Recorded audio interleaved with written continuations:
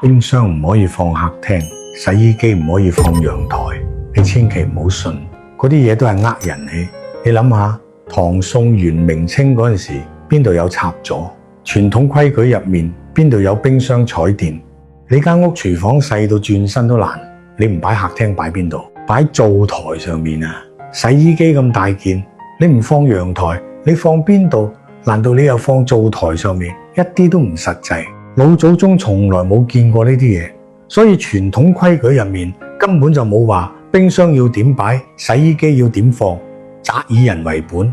幾千年嚟嘅風水智慧，歸根究底就係話，你知間屋係俾人住之，唔係俾規矩困住之。你住得唔舒服，幾好嘅風水都係廢嘅。福地福人居，你個人好住，邊度都係好地。